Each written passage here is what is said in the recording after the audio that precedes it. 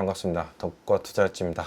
한 8일 만에 인사드리는데요. 제가 지난주 월요일부터 주말까지 결막염에 걸려가지고 영상을 만들 수가 없었어요. 그러다 보니까 모니터를 좀 제대로 바라보지 못하고 막 이런 상황이다 보니까 시장에 막 요동을 치는데 이렇게 이야기 좀 드리고 싶은데 영상을 못 만드니까 그런 상황이 왔다가 월요일부터 좀 괜찮아졌는데 월요일날 뭐 아시다시피 동양투자일지라고 제가 자산 200억 자산가 저는 그 지인인데 그렇게까지 많은지 몰랐거든요. 한 뭐 2, 30억 정도 있겠구나 그냥 그 정도 생각했는데 얘기하다 보니까 저기 비트코인 뭐 이런 코인 쪽만 150억 정도가 있고 뭐 금융자산 이런 거서 되게 되게 부자건 하고 다시 굉장히 소박하게 다니셔가지고 그랬었는데 그 영상 같은 경우는 많은 분이 안 보시더라고요. 근데 음향 상태가 되게 안 좋거든요. 스타벅스 되게 시끄러운 데 있었고 또 제가 갖고 왔던 그 고프로가 상태가 좀 안 좋아가지고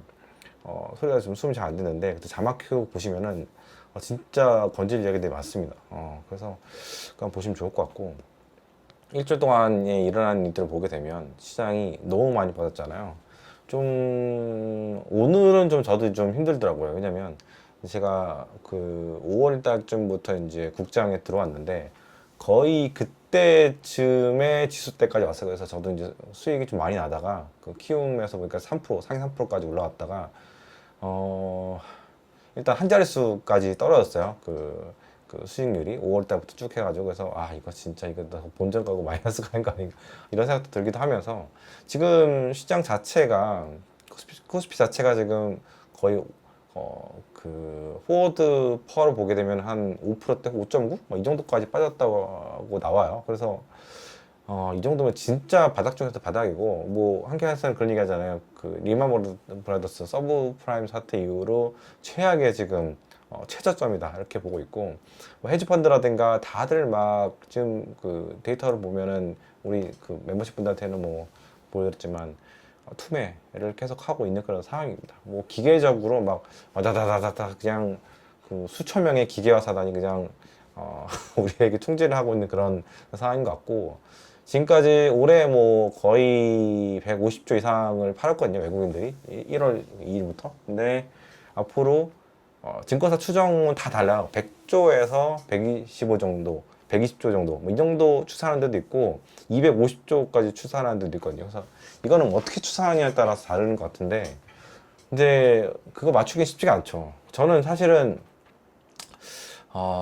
이번에 6월 말에까지 그 패시브 자금들 그 리밸런싱 끝나고 나면 조금 그래도 매도 폭이 조금은 줄지 않을까라고 생각을 했어요. 왜냐면 걔들 급하게 6월달 말까지 팔아야 되는 애들이니까 이게 팔면 뭐 하루에 3조씩 팠으면 7월부터는 그래도 1조 뭐 2조 뭐 이 정도 수준으로 떨어지지 않을까라고 생각했는데 많이 팔았습니다. 계속해서 많이 팔고 있고 7월달도 지금 7월 7일인가요? 7월 7석?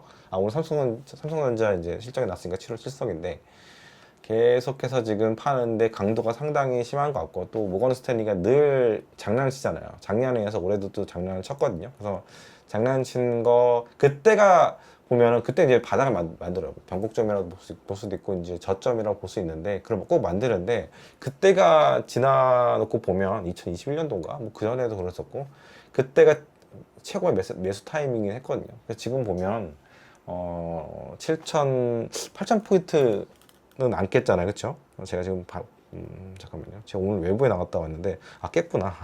7,656. 예.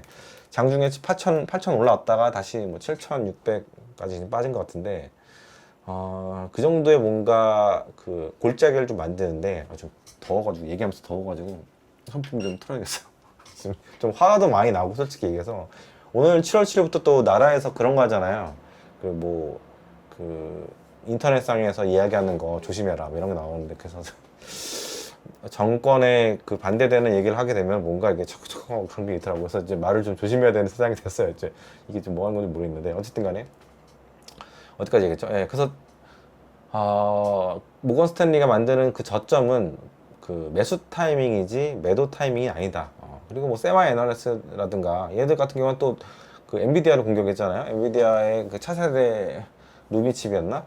루빈칩 관련해서 블랙이라는지 루빈칩인지 잘 모르겠는데 차세대는 루빈칩이니까 거기에 들어가는 뭐 메모리라든가 GPU 쪽 문제가 있어서 고사양으로는 못 만들게 됐고, 좀 이게 고사양으로 탑재하는 거는 향후 뒤로 이제 밀릴 것 같다, 이렇게 얘기가 나오고 있는데, 엔비디아에서는 그런 일이 없다라고 얘기를 하고 있고, 그래서 누가 옳은지 맞는지 모르겠지만, 근데 세마이 애널리스트가 약간 악동 같은 그런 존재잖아요. 막 이상한 얘기 되게 많이 터트리고 폭탄 많이 터트리고 쇼쳐놓고 터트린 것 같은데, 이런 거는 규제를 해야 되는데 규제를 뭐 미국이 잘 안 하는 것 같아요. 그래서 외부 세력들이 진짜 장난질을 많이 친 것 같아요. 왜냐면 일단 우리나라 수급이 상당히 안 좋잖아요. 외국인들이 앞으로 100조든 200조든 계속 팔아야 되는 운명인데, 지금 7월이니까 한 6개월 남았어요, 올해. 그러면 뭐 영업인, 그러니까 거래일로 볼 때는 120일 정도 남았다고 치면, 만약 얘들이 뭐 100조, 120조를 판다면 하루에 1조씩 팔아야 되는 거고, 뭐 계속해서 하여튼 올해는 내내 팔아야 될 것 같은데, 그게 이제 나온 지가, 그 얘기가 나온 지가 한 일주일? 뭐 2주일? 뭐 일주일? 2주일? 뭐 이제 된 것 같은데, 그때부터 뭔가 모르게 시장이 좀 더 약해진 게 뭐냐면, 앞으로 매물이 더 많이 나올 거라는 생각을 하게 되면, 지금 그 외국인 매도세를 받아주고 있는 쪽이 어디냐면은 기관하고 개인들이잖아요. 외국인 매도 많이 나오게 되면은 대체로 보면은 개인들이 다 받고 있거든요. 예, 받고 있고, 그럼 그런 시장일 때는 외국인이 팔고 개인이 살 때는 시장이 확 많이 빠져요. 왜냐면 외국인 개인들은 살 때 막 큰 돈으로 퍽퍽 사면서 이제 가격 올리는 게 아니고, 그러니까 아래다 대놓거나, 그 아니면 좀 약간 따발총이잖아요, 개인들은. 그러니까 그 담화가 작잖아. 한번 매도하는 그런 그 강도가, 매수 강도 약하기 때문에, 뭐 똑같이 외국인 3조 팔고 개인이 3조 샀다고 하더라도 그 강도 차이가 상당히 크기 때문에 외국인은 엄청난 물량으로 밀어버리거든요. 3조를 확 밀어버리면은 개인들은 아래 대놨던 3조가 다 체결되는 거죠. 뭐 이런 식으로. 그래서 지금 보면은 그런 상황에서 기관이 매수를 좀 들어주게 되면은 이게 좀 받아주면서, 이 외국인의 센 매도를 받아주면서, 그런 날들, 기관이 들어간 날은 시장이 플러스로 나가는 경우가 상당히 많거든요. 근데 앞으로도 100조, 200조가 매도가 더 남았다고 하면 기관이 쉽게 잘 안 들어가게 되는 거죠. 예, 그러니까 아니, 개인이 붙여서 필요 없다, 더 빠질 수도 있겠다, 그런 생각을 하는 게 있고, 또 외국인들 같은 경우는 지금 오늘 롬바르드 증권에서 리포트 하나 나온 게 상당히 좀 일가 좀 있는 것 같아가지고, 뭐 엄청나게 큰 하우스는 아니지만 그래도 이제 상위권, 유럽 쪽, 이태리 쪽인가 상위권 증권사인데, 2025년도 12월 31일 날 코스피에 들어가서 이번에 포지션을 다 정리했다 하더라고요. 108% 정도 수익을 내고 이제 팔았는데, 뭐 코스피 올린 거에 비하면 적긴 하지만 어쨌든 상당히 이제 보수적으로 운용을 하면서, 아마 올 초부터 뭐 조금씩 팔아서 이제 마무리했다면, 이번에 마무리했다면 뭐 100%, 108% 정도 나오는 게 맞을 수도 있죠. 왜냐면 그 작년에 6월달 2600부터 시작해가지고 올해 4000까지 1400포인트 올랐었고, 뭐 그런 거 감안하게 되면 가장 이 코스피를 팔게 된 가장 큰 요인 중 하나가 뭐가 있냐면, 코스피의 변동성이 지나치게 높다는 거예요. 기관들 같은 경우에는 여러 가지를 다 보죠. 포지션을 홀딩을 하는데 여러 가지를 보긴 하겠지만, 가장 중요한 건 이제 밸류에이션일 거예요. 근데 두 번째 또 볼 수 있는 것 중 하나가 수급인데, 또 수급도 있고 또 변동성, 밸류 앤 리스크. 그러니까 변동성이 너무 크게 되면 아무리 미래가 향후 뭐 실적이 더 좋아지고 그렇게 개선될 걸로 봐도 선뜻 많이 담을 수가 없는 겁니다. 그래서 변동성이 너무 크기 때문에 향후 시장을 좋게 본다 하더라도 우리는 여기서 이제 정리하겠다, 108% 정도 먹었으니까 땡이다 하고 나간 거거든요. 이게 그것도 상당히 일리가 있다고 저는 생각이 들더라고요. 뭐 모건 스탠리에서는 그 DRAM 가격이 너무 투머치로 비싸다, 그런 얘기가 나오고 있어서 이제 매도를 쳐라, 단기적인 매도다, 이렇게 이해하고 있는데, 다 일리는 있어요. 일리는 있는데 지금 이 시점에서 증권사 리포트들이 입을 모아서 한 번에 다 그렇게 안 좋게 얘기를 하는 거는 뭔가 좀 캥기는 구석이 있는 느낌도 있고, 뭐 전 음모론자는 아니긴 하지만, 그래서 지금 매우 외환적인 상황, 수급도 상당히 안 좋고, 그리고 여러 가지 지금 시장 분위기가, 개인들도 이런 상황에서 이제 버티는데 좀 힘에 부치는 그런 느낌도 있고 하다 보니까, 지금 시장이 오늘 7,600선에서 이제 끝이 난 것도 있고, 또 모건스탠리에서 이런 얘기도 있어요. 너무 디램 가격이 많이 가파르게 올랐고, 그에 따라서 시장도 가파르게 올랐기 때문에 어느 정도 시장이 조금 숨고르기가 필요하다. 그래서 단기적으로는 피로도가 있기 때문에 좀 매도하는 게 좋겠다라고 얘기했는데 저는 그 말은 되게 동의를 해요. 왜냐면 그 이번에 마이크론 같은 경우는 8.5% 85% 정도의 영업이익률이 나왔고 미친 거죠. 그렇죠? 제조업에서 소프트웨어도 그렇게 많이 안 나옵니다. 그리고 하이닉스는 90.8% 얘기 나오고 있거든요. 2분기 실적 이게 그 인류 역사상 어떤 기업이 1,000원짜리 팔아가지고 910원의 이익을 취하는 거는 이거는 좀 문제가 있고 그래서 애플이 요즘에 욕을 많이 먹잖아요. 몇 년 전만 하더라도 얘들이 너무 단가를 후려쳐가지고 마이크론이 그런 얘기 했잖아요. 우리가 너무 적자가 심해가지고 그 캐펙스 증설을 못 해가지고 메모리 업체들이 그래서 죽쓰고 있었는데 그 사이에 니네들은 메모리 하나 더 낄 때마다 우리 50불짜리 납품한 거를 150불, 200불 이렇게 더 받고 업그레이드 해서 팔고 막 이렇게 폭리를 취했다. 이제 와서 뭐 디램 가격 비싸다고 뭐라고 해봤자 니들이 잘못이다. 뭐 이런 얘기를 했었는데 어쨌든 디램 가격이 너무 많이 올랐던 건 또 맞고 주가도 너무 많이 올랐기 때문에 어느 정도는 숨고르기가 필요하고 그래서 제가 저번 영상에서도 그렇고 예전에도 그랬지만 8,000포인트 선에서 좀 오래 갔으면 좋겠다. 왜냐면 너무 시장이 많이 올랐고 이런 상황에서 계속해서 질주를 하게 되면 문제가 생길 수밖에 없거든요.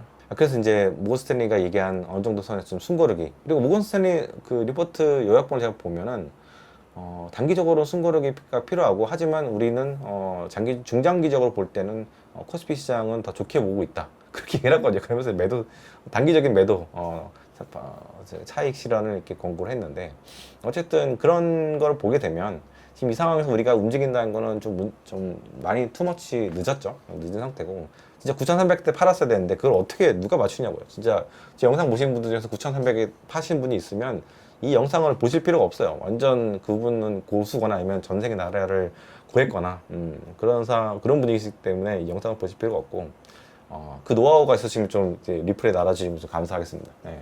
그래서 7,600포인트까지 떨어진 상황에서 저도 이제 그 수익률이 한 자릿수로 이렇게 떨어진 상황에서 오늘 조금 저도 이제 지치더라고요. 그래서 저는 지칠 때 뭐 쇼핑을 좀 하고 또 양념치킨 같은 거 좋아하거든요. 그러니까 약간 폭탄 음식이잖아요. 그렇죠? 칼로리 고칼로리에다가 고염식에다가 원래 되게 좋았는데 약간 저는 이제 잘 안 먹으려 노력을 해요. 이번 달에 처음 먹었나? 그러니까 약간 혹시 관리를 하는데 오늘은 먹어야겠더라고요. 그래 뭐 그런다고 달라질 건 없긴 하겠지만 어쨌든 그런 감정 같은 것들은 이상한 감정들, 쓸데없는 감정들 이런 감정들을 좀 이렇게 잘 내어두고 음악 감상을 하면서 오늘 하루 종일 이렇게 저녁에 쭉 있다가 그냥 자려고 했는데 인사를 드린 게 좋을 것 같아가지고 이렇게 오랜만에 새로운 포켓 4P 캠을 사서 이렇게 녹화를 하고 있고요. 그리고 지금의 변동성을 이렇게 더 심하게 만든 가장 큰 요인 중 또 하나가 뭐냐면 이제 레버리지잖아요. 레버리지는 빨리 상폐시켜야 된다고 저는 계속해서 말씀드리고 있고 단계적으로 매수 버튼을 못 누르게 하거나 제한을 두거나 어느 정도 금액이라든가 퍼센테이지 점점 이거를 줄여가야 된다고 저는 생각합니다. 금감원인가 그쪽에서도 금융위였나 그쪽에서도 땅바닥에 들어 누워서라도 반대했어야 된다 이런 얘기를 하더라고요. 저는 진짜 그게 맞는다고 보는데 사실 금융이라는 금감원이든 뭐 다 대체로 보면은 보수적인 집단이거든요. 근데 이 집단들이 과연 자의적인 판단으로 이 레버리지를 오케이를 해줬을까 승인을 해줬을까 저는 잘 모르겠어요.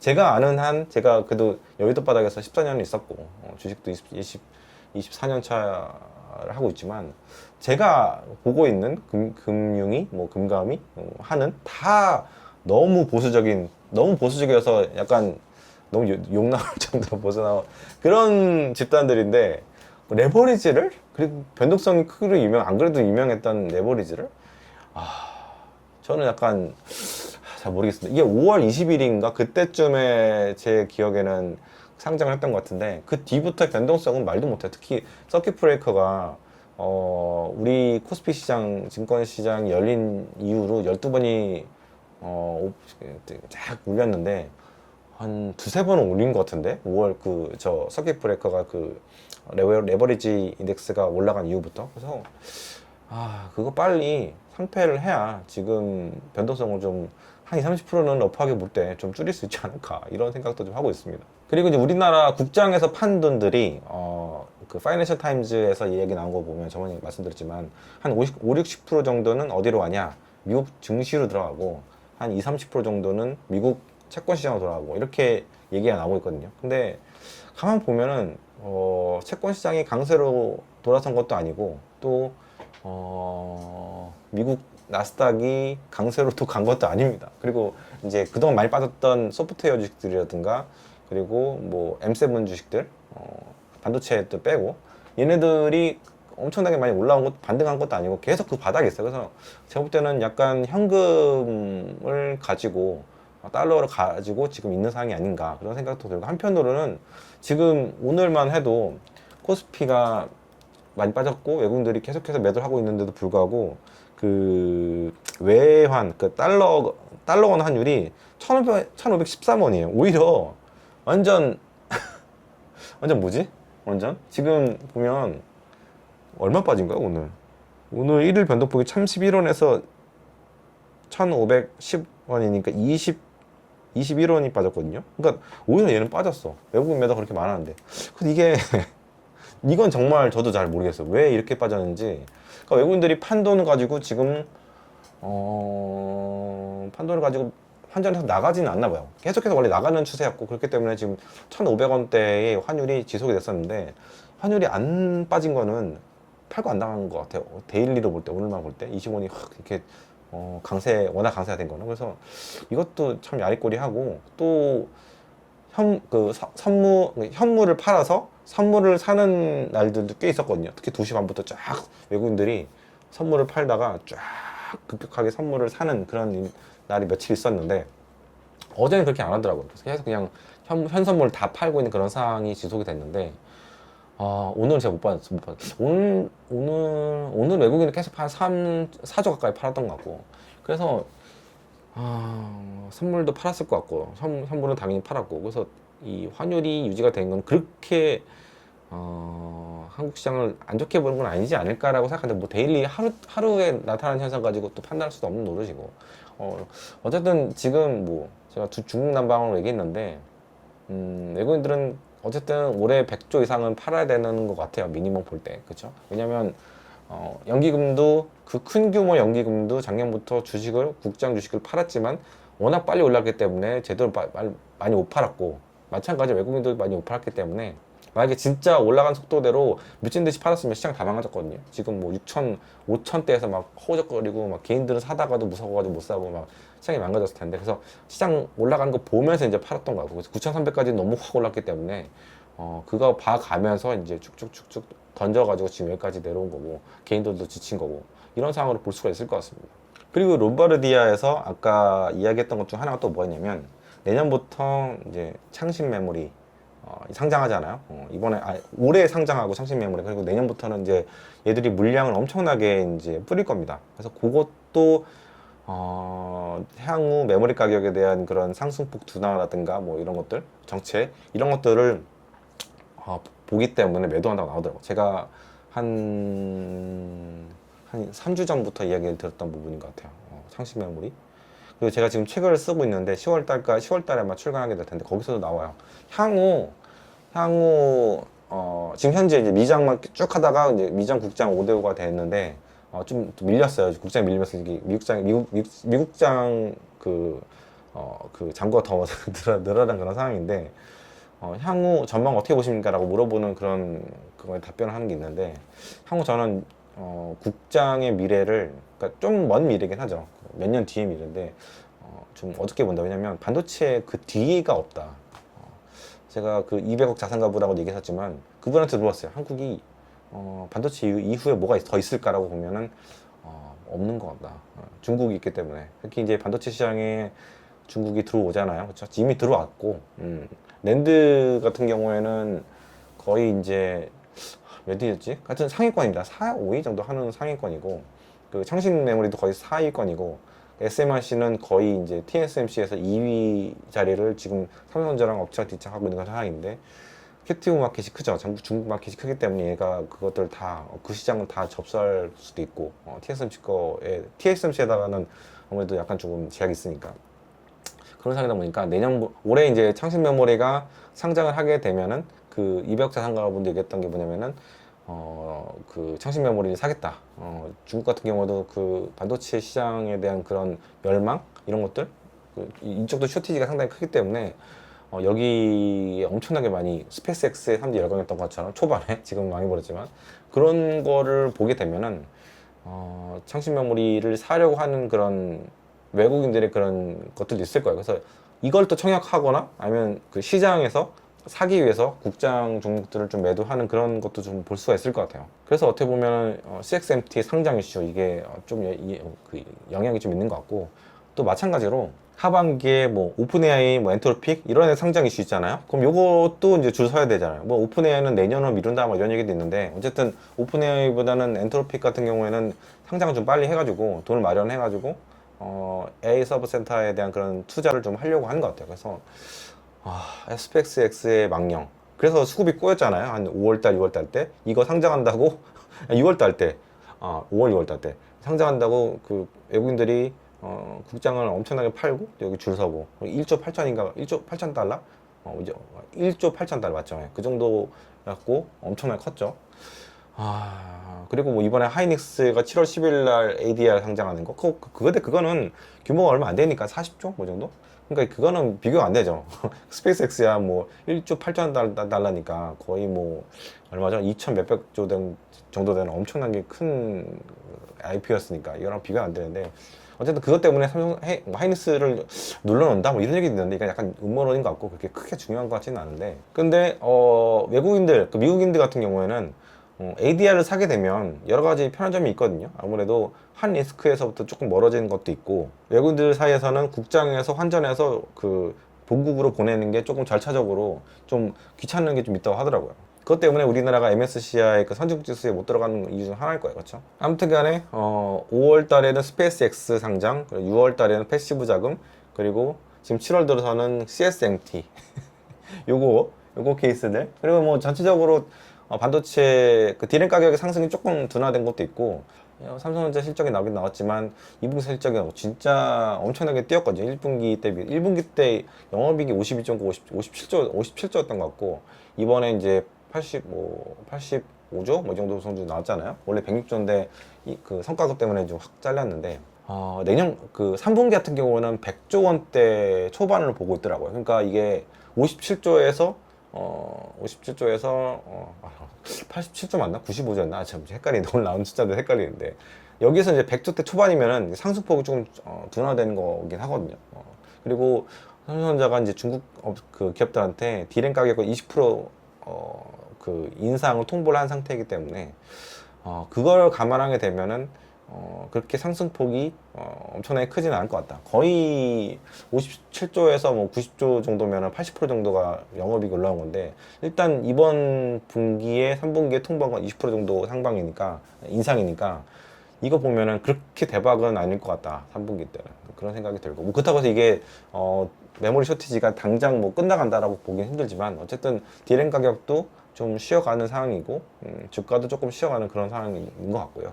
그래서 지금 일단은 그 메모리 기업들 같은 경우에는 일단 다 두들겨 맞고 있는 그런 상황입니다. 그리고 이제 7월 달부터 뭐 다음 주부터 이제 빅테크들의 실적이 조금 나오는데 이게 정말 중요한 것 같아요. 이제는 빅테크들이 얼만큼 캐펙스 투자를 할 것인가 이 가이드라인 포워드 가이던스가 상당히 좀 중요한 사항이 됐고 여기서 우리가 계속해서 투자를 할 것이다 라고 하게 되면은 반도체 종목들은 적어도 수급을 좀 뚫고 조금은 반등을 할 수 있는 여지가 좀 있을 것 같고 그게 아니고 마이크로소프트처럼 뭐 우리는 좀 이렇게 상황을 좀 지켜보겠다 적당히 하겠다 이렇게 나오게 되면 이제 좀 더 오랜 시간 동안 우리가 터널에 이제 갇혀 있어야 되는 그런 상황이 될 것 같고요. 근데 아시겠지만 지금 상황은 전쟁터라고 계속해서 맥세븐 종목 그 기업들이 계속해서 이야기를 하고 있는 그런 상황입니다.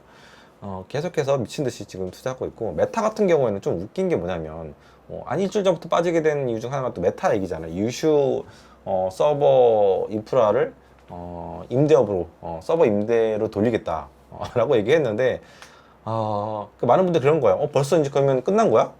인프라 투자가 끝난 거 이렇게 착각들을 하고 계시는데 문제는 뭐냐면은 그 LMM 서비스라든가 이런 쪽에서 그리고 뭐 API 쪽에서 이 메타의 비중은 별로 그렇게 크지 않고 만약 얘네가 뭘 그만두겠다 어느 정도 선에서 이 정도 하겠다 이렇게 얘기한 것도 아니거든요. 그런 상황에서 지금 더 중요한 거는 이 토큰 쇼티지거든요. 토큰 쇼티지. 그러니까 이 AI에 대한 수요가 얼마큼 올라간거가 더 중요합니다. 만약에 지금 상황은 계속해서 지금 미친 듯이 이제 올라가고 있고 토큰이 쇼티지가 나고 있는 상황인데 공급자 하나가 이렇게 약간 삐걱거린다 하더라도 어쨌든 수요는 살았기 때문에 이걸 맞춰주기 위해서 기존에 했던 그런 그 다른 하이퍼스케일러들이 계속해서 더 살 거거든요. 이 메모리라든가 GPU라든가 이런 것들을. 그러면 메타 하나 튕겨져 나가도 그게 큰 문제가 되는 게 아닙니다. 그리고 메타가 이번에 얘기를 한 게 주커브가 우리가 20기가와트 그리고 20기가와트에서 30기가와트 정도 수준의 그 서버 센터를 더 구축을 하겠다라고 얘기했거든요. 이게 어느 정도면 원전 2, 30기 정도거든요. 그러니까 계속해서 미친 듯이 이건 전쟁으로 생각하고 하더라고요. 굉장히 주커브가 저돌적으로 얘기를 했거든요. 물론 이제 우리가 지금 AI 그 구축 상황이 마음에는 안 든다. 그렇게 얘기를 하긴 했지만 이 하드웨어 인프라 투자는 계속해서 진행하겠다. 이거는 우리 이기기 위해서 미친 듯이 하겠다. 이렇게 얘기를 하고 있는 그런 상황이어서 주가가 처음에 우리가 유휴 그 인프라를 임대업으로 돌리겠다라고 그 얘기했을 때 아마 그날 8% 올랐는데 그 뒤에 이제 주가가 또 우르르 무너졌어요. 왜냐면 또 투자를 미친 듯이 하겠다 얘기를 하니까. 그래서 이게 끝난 게 아니다. 메타발 그 약간 그 하락은 약간 좀 해프닝에 가깝다. 그렇게 보고 있습니다. 그래서 이제 그 제가 표를 하나 이제 띄워드릴 텐데 파이낸셜 타임즈에서 나온 자료거든요. 그러니까 예측치긴 한데 기업들의 그 프리 캐시플로우가 2026년도에 조금 마이너스가 된 기업이 있어요. 그런 기업이 있고 아마존이 아마 그럴 거고 지금 아마존이 또 이제 한 250억 달러 정도 그러니까 한 40조 가까운 돈을 또 이제 채권을 발행해서 이제 서버 센터를 구축한다고 하는데 이 같은 경우는 엔트로픽이 워낙 잘 되고 있고 임대업이 잘 되고 있거든요. 임대업 제일 잘 되는 데 중 하나가 이제 아마존 그리고 마이크로소프트도 그럭저럭 되는 것 같고 그리고 구글도 상당히 구글이 가장 빠르게 지금 그 장사가 잘 되고 있는 그런 상황이에요. 왜냐면 엔트로픽이 또 구글 쪽에다가도 그 서버 임대를 지금 임대를 이용하고 있는 상황이거든요. 그래서 이 3사가 상당히 그 투자를 많이 하고 있고 메타도 많이 하고 있는 상황이고 그래서 M4라고 해야 되거든요. 이 네 기업이 가장 그 하이퍼스케일러로서 투자를 많이 하고 있는데 2026년도에 그 FCF 그 프리 캐시플로우가 마이너스 27년까지도 마이너스 그러다가 이제 2028년, 9년, 30년부터는 이제 완전 예전보다 훨씬 더 쭉 올라가는 걸 보고 있어요. 왜냐면 파이낸스 타임즈에서는 제가 예전에 말씀드렸던 것 중 하나인데 결국에는 이렇게 인프라 투자를 엄청나게 많이 한 이 그 하이퍼스케일러들이 돈을 벌기 시작을 해서 2028, 2029, 30년부터는 쭉 해서 지금보다 훨씬 많은 이익을 내게 될 것이다. 그래서 이제 투자한 비용들을 다 회수하게 될 것이다. 이렇게 보고 있는 건데 저는 그게 저의 생각이었고 이게 파이낸셜 타임즈에서 이렇게 그래프까지 나와가지고 그래서 결국에는 저는 계속 이야기 드리는 게 국장을 투자하고 있긴 하지만 결국에는 미장으로 돌아갈 수밖에 없는 운명이다.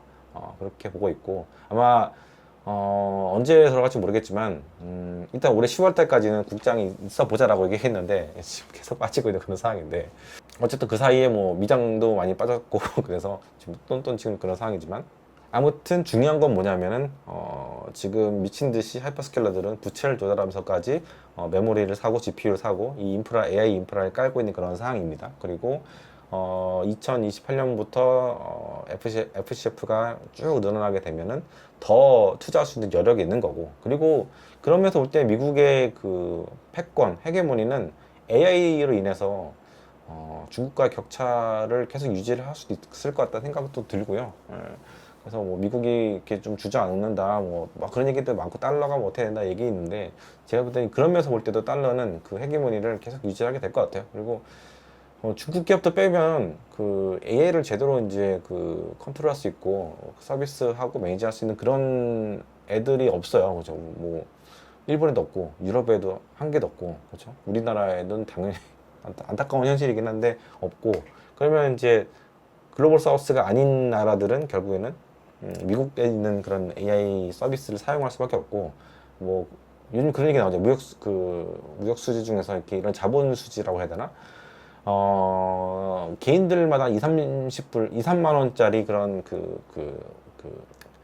LMS 서비스를 사용하고 있잖아요. 그러다 보니까 이게 6천만 명, 우리나라 인구가 5천만 명인데 그 중에서 한뭐 절반 정도만 사용하더라도 상당히 금액이 크거든요. 한 몇십 조 원은 될 거예요. 이런 것, 이렇게 우리나라의 부가 계속해서 미국으로 이제 딸려가는 거죠. 이게 10년이면 몇백 조 원이 되는 거고. 그래서 지금 당장 뭐 1년에 뭐 1,000조 원씩, 왜냐면 올해 이제 7천억 달러 정도를 이제 AI에다가 투자한다고 하면은 거의 그 정도 되는 거죠. 1,000조 원 정도가 좀 넘는 건데, 1,000조 원씩 뭐 매년 투자를 뭐 3, 4년 정도 하더라도 결국엔 하이퍼스케일러들은 결국은 그거 다 뽑아먹습니다. 그리고 이전부터 말씀드렸지만 지금은 2, 3만 원짜리 서비스를 하고 있지만 점점 가격을 올릴 것이고, 또 이게 어느 정도 시장이 과점화되고 어느 정도 구독자가 많아지거나 어느 정도 성장세가 둔화가 돼서 쓸 사람들 다 쓰게 되잖아요. 그러면 이게 5만 원, 10만 원, 20만 원, 30만 원 그렇게 기본형 모델들도 그렇게 올리게 되지 않을까 그런 생각을 하고 있고, 그래서 각국이 진짜 소버린 AI에 진짜 이제 진심이어야 되고 각국에 있는 그 기업들을 살려야 되는데, 우리나라 같은 경우는 지금 그런 움직임이 있는지 모르겠어요. 일단 하드웨어 투자는 엄청나게 많이 하고 있는데 소프트웨어에 대한 투자는 지금 뭐 제대로 된 게 없고, 소프트웨어를 간장하던 AI 수석이 갑자기 여기 부산에 출마하고 있는 그런 상황이고, 지금 뭐 하고 있는 건지 모르겠는데, 나라를 진짜 사랑하는 마음으로 진짜 반도체 투자는 이 기업들이 하게 좀 하고, 어쨌든 뭐 그거에 대한 인프라라든가 세제 혜택이라든가 이런 것들만 잘 해주면 될 것 같고, 우리나라 같은 경우는 반도체를 뭐 80년대부터 국가적으로 이제 진흥시키기 시작을 했거든요. 그래서 뭐 삼성전자라든가 여기서부터 시작을 하긴 했지만, 현대전자도 그렇고 나중에 나라에서 그때 당시에 이제 80년대부터 계속해서 이제 아래 인프라 이런 것도 까는데 상당히 이제 도움을 줬고, 세제라든가 뭐 토지라든가 이런 쪽으로 지능 정책들 이렇게 펼쳤는데 쭉 같이 왔단 말이에요. 그러니까 우리나라가 약간 뭐 정경유착이 굉장히 심한 나라라고 하지만, 한편으로 볼 때는 그게 또 장점도 있었거든요. 굉장히 압축 성장할 수 있는 가장 큰 역할 중 하나였는데, 단점도 많긴 많지만 지금 어떻게 보면 나라와 기업이 정경유착이든 뭐든 간에 하여튼 똘똘 뭉쳐가지고 지금 소프트웨어와 하드웨어 두 쪽, AI 두 쪽을 두 바퀴를 다 우리가 잘 굴려야 되는 그런 상황에 온 게 아닌가 그런 생각을 하고 있고요. 아무튼 간에 마무리를 좀 해야 될 것 같아요. 지금 30분 넘게 얘기를 한 것 같은데 너무 걱정을 안 하셨으면 좋겠어요. 결국에는 지금 외국인들이 장난에 놀아나는 그런 상황인 것 같은데, 여기 너무 신경 쓰지 마시고, 이렇게 장이 힘들 때는 우리 이선엽 장군님, 저희 지인이거든요. 오랜 지인인데 병원도 같이 다니고, 근데 이번 여름 휴가 때 휴가 가지 마세요 막 얘기하시잖아요. 근데 여러분들이 이 상황에서 할 수 있는 게 없어요. 그렇죠? 현금을 더 끌어올 수 있으면 끌어오셔서, 전 7천대에서 정말 어떻게든 현금을 좀 끌어오고 싶은데, 뭐 제가 뭐 직장도 없고 뭐 아무것도 없기 때문에 뭐 은행에서 또 대출을 해주겠습니까? 지금 또 대출도 안 되는 상황이고, 그러다 보니까 뭐 아쉽게 돈을 끌어가지고 이제 7천대에서 살 수 있는 그런 상황은 아닌데, 아무튼 이선엽 장군님이 휴가 가지 말라고 하는데 휴가 가셔야 돼요. 왜냐면 여기서는 여러분들 괜히 시장만 쳐다봐봤자 없어요. 여러분들이 뭐 할 수 있는 방법이 없습니다. 그러니까 아예 시장을 쳐다보지 말고, 장고도 열어보지 말고, 가신정보도 열어보지 마시고 그냥 놔두시고, 그래서 뉴스들을 여러 번 듣잖아요. 뭐 네이버 뉴스를 보시든 뭐 TV에서 보시든 유튜브에서 보시든, 그러면 어느 정도 뭐 살아났다 이렇게 보면 근데 그때 좀 열어보시고, 그래서 쭉 갖고 계시고요. 만스피로 가는 여정이 있습니다. 아직까지 우리나라 기업들은 역사적으로 상당히 세계 1위의 영업이익을 내는, 뭐 이게 시클리컬이긴 하지만 그런 기업을 보유하고 있는 그런 나라고, 근데 나라가 아직까지 금융 인프라라든가 이 자산 규모가 작기 때문에 돈이 많은 외국인들의 장난에 놀아나고 있는 그런 상황이 좀 안타깝긴 아까운데, 그만큼 우리나라 금융을 키울 수 있는 그런 기회가 몇 번 있었어요. 2007년도 있었고, 근데 그런 기회들 다 놓쳐버렸던 게 좀 아쉬워요. 아직까지 우리나라 소프트웨어라든가 금융 쪽 같은 경우를 뭐랄까 이렇게 좀 키울 수 있는 영향은 좀 안 되긴 하거든요. 인재들이 다 의대 가고 공대도 안 가고 금융권으로 잘 안 가고 이런 거 좀 아쉽긴 아쉬운데, 어쨌든 이럴 때는 시장 보지 마시고, 저도 오늘 그냥 코스트코에서 그냥 힘이 좀 빠지지만 그냥 쇼핑하고 뭐 운동화 제가 좋아하는 알파플라이 또 하나 사고 3개째 샀는데 하나 사고 이럴 때 계속해서 저는 뭔가 쇼핑을 하는 것 같아요. 그냥 그 쇼핑몰 보면서 그냥 뭐 살까 이렇게 보고 있고 뭐 이것저것 지르고 막 뭐 그렇게 지내고 있습니다. 그리고 뭐 맛있는 거 먹고 여행 가셨으면 여행 가고 그렇게 하면서 시간을 보내시는 게 여러분 투자 인생에서 훨씬 나은 게 아닐까. 아니면 또 독서도 하시고 그렇게 하시는 게 가장 좋을 것 같습니다. 예. 하여튼 지금 몇 시 42분인데 영상을 편집해서 올릴지 아니면 내일 아침에 일어나서 올릴지 모르겠는데 어쨌든 내일도 내일이라고 하면 7월 8일인데 7월 8일도 뭐 시장 좋겠습니까? 뭐 반등도 할 수 있긴 있는데 하여튼 외국인들은 엄청난 기계와 사단이에요. 계속해서 기관총으로 국장은 난도질하고 있는 그런 상황인데 이게 단기적으로 끝날 것 같지도 않고 그러니까 좀 마음을 좀 비우시고요. 7월 달은 뭐 세워라 내워라 그냥 스킵하십시오. 네, 스킵하시고 8월인 지금보다 좋겠지. 이렇게 약간 살짝 너무 큰 기대 말고 조그마한 기대를 가지고 지내셨으면 좋겠습니다. 하여튼 뭐 결박임도 끝났기 때문에 뭔가 이제 시장의 변화라든가 또 생각의 변화가 있으면 또 다시 인사드리도록 하겠습니다. 네, 감사합니다. 오랜만에 마누카꿀 광고를 좀 하려고 하는데요. 제가 오이오 이거 먹다가 여행지 가서는 요거 스틱을 갖고 와서 잘 먹었어요. 이게 제가 하루에 1개씩 먹거든요. 특히 제 옆집이가 베트남에서 아주 시원한 물에서 수영을 하다가 한 4일, 5일 동안은 약간 몸살 같은 게 걸렸었는데 이거 먹어가면서 조금 이제 회복을 했었거든요. 그래서 이 스틱형, 여행용 스틱형은 상당히 제가 강추드리고요. 제가 12월 말에 좀 과식을 많이 했더니 위염이 조금 돌아왔는데 위염에도 이게 괜찮더라고요. 왜냐면 아침에 일어나면 빈속에다가 꿀만 딱 이렇게 찍어가지고 먹은 다음에 천천히 체온으로 녹인 다음에 먹으래요. 먹으면 위에서 이제 코팅이 되면서 이 마누카 꿀이 이게 좀 약간 항염이라고 해야 되나? 염증에 상당히 탁월한 그런 효능이 있다고 하더라고요. 그래서 그렇게 한번 했는데 한 3일 만에 위염이 또 이제 사라졌어요. 그래서 이것도 굉장히 좋은 것 같고 확실히 염증에는 꿀이 상당히 좋은 것 같습니다. 그래서 제가 좀 더 성분이 좀 높은 거 약간 830, 1200도 한번 1200 살까 했는데 일단은 830부터는 약간 약으로 쓰는 그런 게 좀 있다고 해가지고 830 사봤는데 나중에 이제 괜찮으면 1200도 한번 사볼까 생각 중이고요. 그리고 요거는 이제 보내주셨어요. 샘플 하나 보내주셨는데 뭐냐면 저도 처음 꺼냈는데 요거 스프레이입니다. 스프레이. 이게 프로폴리스 스프레이인데요. 옆지기가 잘 쓰지 않을까 싶은데 달달한 뭔가 시원한 게 들어오네요. 감기 요즘에 이제 한국 오니까 진짜 건조하고 춥고 이런데 감기 걸리시는 분들 많잖아요. 목도 안 좋고 이거 한번 뿌려서 써보시면 상당히 좋을 것 같습니다. 아무쪼록 추운 겨울 잘 보내시고요. 저는 또 다음 영상에서 찾아뵙도록 하겠습니다. 네, 감사합니다.